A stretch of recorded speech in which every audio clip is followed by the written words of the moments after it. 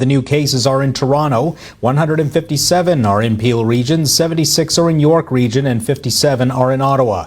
The province says it has conducted 32,646 tests since the last daily report, with another 29,332 being processed. In total, 260 people are hospitalized in Ontario due to COVID-19. Serpent River and Mississauga First Nation are holding a day of action in support of Mi'kmaq fishing rights. A highway caravan will move along Highway 17 today, where members of Serpent River and Mississauga First Nations will exchange fish, quote, as is our inherent right of trade, self-determination and kinship. Serpent River Chief Brent Baselion and Mississauga Chief Reg Neganobe have issued a joint statement on the day of action in which they call on the federal government to address ways in which federal bureaucracy, inactivity and exclusivity kills reconciliation. Members of Mississauga First Nation members started from Willie's Gas Bar at Highway 17 and West Street in Blind River. Members of Serpent River departed from the Lifestyle Centre on Highway 17. New figures from the NATO military alliance have revealed the tiniest of silver linings as COVID-19 wreaks havoc with Canada's economy. That's because the pandemic has helped Canada take a giant step closer to meeting NATO's target of having each member spend 2% of their gross domestic product on its military. The figures show that Canada, which has been repeatedly criticized by NATO and the U.S. for not meeting the 2% target, is poised to spend 1.45% of its GDP on the military this year. That represents a big jump from the 1.29% last year and the largest share of the Canadian economy spent on the military in at least a decade. The figures show that expected increase isn't the result of a new infusion of cash for the armed forces this year. NATO instead estimates that Canadian defense spending will remain largely steady this year, even as the economy shrinks by nearly 8%. Healthcare workers, businesses, and nonprofits could receive liability protection against COVID-19 related lawsuits under legislation proposed by the Ontario government. Attorney General Doug Downey said if passed, the proposed law would ensure that anyone making an honest effort to follow public health guidelines while working or volunteering would not be exposed to liability. He noted, however, that the bill would not prevent lawsuits against those who willfully or through gross negligence endangered others during the pandemic. But critics say the bill would result in extra protection for long-term care providers who failed residents during the pandemic, with one lawyer representing several families who are suing long-term care homes after losing loved ones to COVID-19, saying the government is essentially raising the bar on negligence to a high degree of negligence. Daniel O'Prad is up next with your local weather right after this.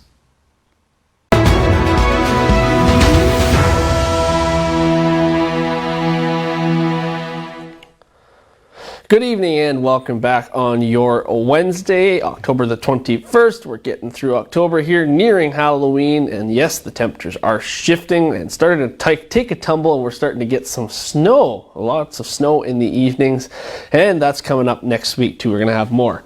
But in the meantime, let's take a look at our radar. We're not seeing a whole lot going on today. We're going to see things over as we get into the rest of the evening and overnight. We're going to see mainly cloudy. There's some pockets of precipitation, though, in our region. But for Sault Ste. Marie region, we're not going to see a whole lot going on. There's a low pressure system over here. If I just move out of the way a little bit. And as you can see, there's quite a bit of precipitation over Thunder Bay. However, we do have some more systems going to be moving in as we come to Friday and then Saturday as well. Let's take a look at our camera, which is brought to you by wirelesscom.ca, and we are looking east in this shot here. And as you can see, it's been mainly cloudy for most of the day.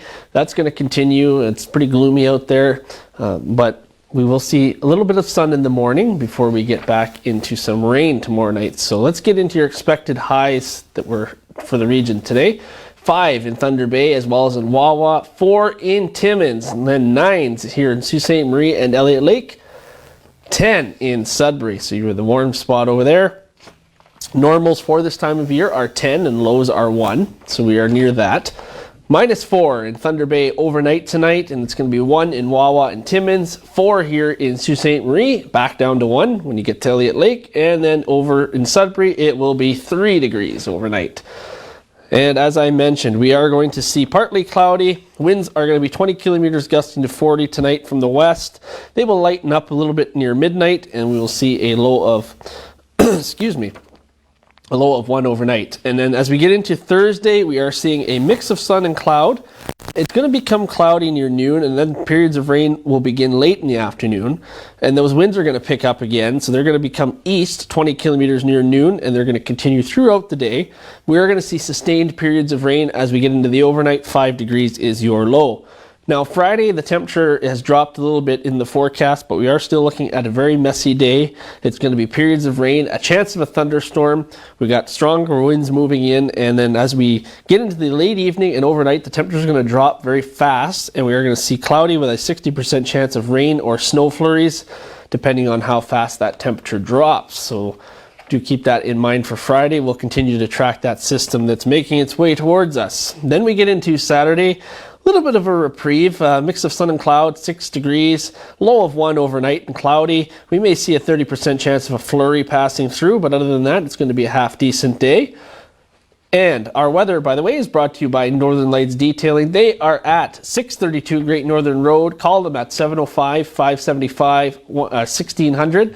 And you can go and see them anytime. And if you mention that you saw their ad on SiouxOnline.com or on TV, you will get 10% off any service. So just mention that you watch on TV, you saw it on the show, or you saw it up on the website, SiouxOnline.com. You can just get 10% just like that. So go and see Northern Lights.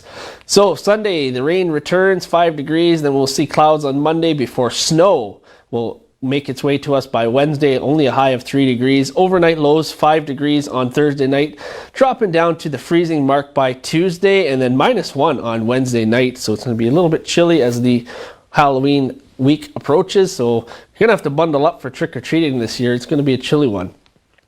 Now let's look at the Weather Watcher video, which is sent in by Danielle. This was from October 13th. We had a thunderstorm roll in, and this is actually heading Highway 17 north, approaching 6th line. So this is some footage of some lightning. You can see there at the beginning.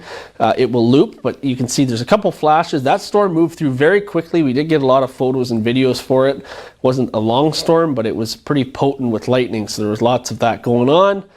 Send in your videos or photos to ontvweather@gmail.com. Include your name and location. Of course, when your video or photo is featured, it goes up to SiouxOnline.com as well, and then it gets pushed to our Facebook and Twitter feeds for you. So it gets exposure on there as well as on the show here and on the newscast. So make sure you do that. If you're on SiouxOnline.com, you can see all the stories we present to you, and you will find the links to all of our social media accounts that you can follow, which include Facebook, Twitter, Instagram, YouTube, and LinkedIn. I will be back with Chris in the morning. Mike will be back with more news right after this. Have a great night.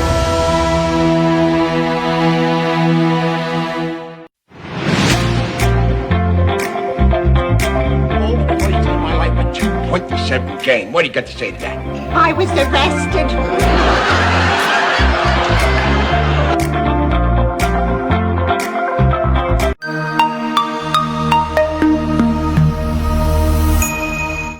The number of COVID-19 cases in Chippewa County has risen to 112 after the health department uncovered 4 new cases.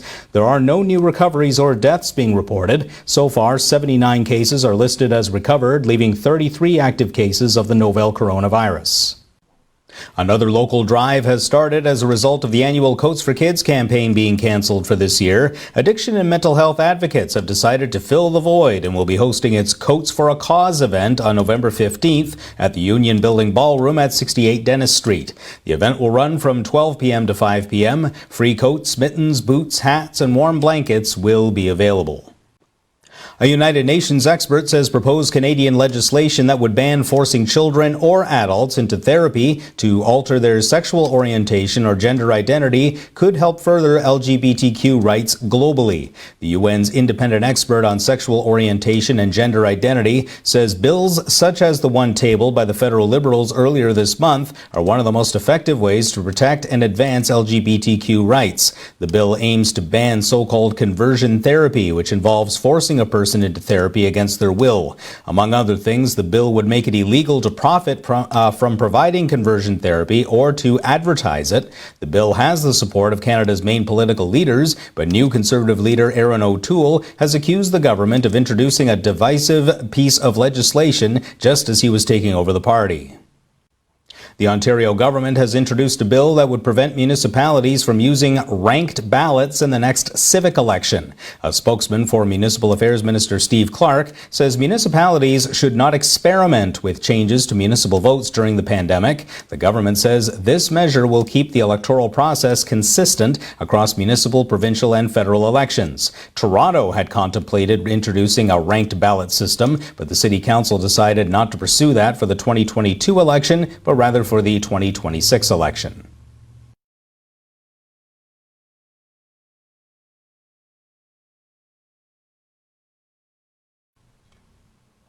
A dispute over the scope and composition of a House of Commons committee will come to a head today in a vote that could trigger a federal election in the midst of the second deadly wave of COVID-19. Prime Minister Justin Trudeau has declared that the vote on a Conservative motion to create a special anti-corruption committee will be a test of confidence in his minority Liberal government. The Conservatives are willing to drop anti-corruption from the name of their proposed committee, but the intent remains the same: to create a disproportionately opposition-dominated committee to investigate the We Charity affair and other issues the official opposition maintains reek of the government funneling pandemic-related funding to Liberal friends. The Liberals maintain the committee would amount to a time-consuming fishing expedition that would paralyze the government when it should be focused on helping Canadians get through the second wave of the Statistics Canada says September inflation was up 0.5% compared with a year ago. The reading compared with an increase of 0.1% in August. Economists on average had expected a year-over-year increase of 0.4%.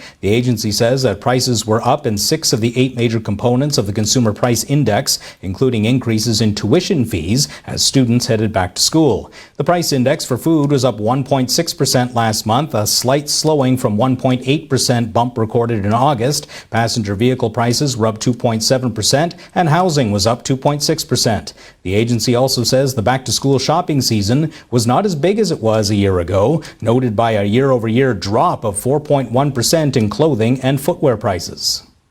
I'm Mike McDonald. We have more news and weather coming up. 211, how can I help you? Hi, I'm really worried about my sister.